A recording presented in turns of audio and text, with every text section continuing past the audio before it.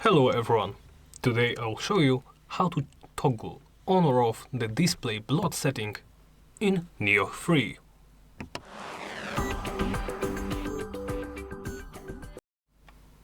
Let's begin by opening the system menu. From there, navigate to the basic game settings. And finally swap to the fourth page.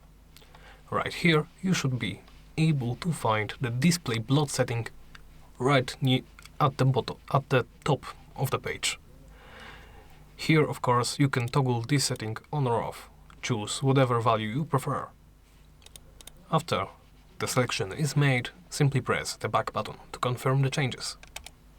Press it once again, and that's it.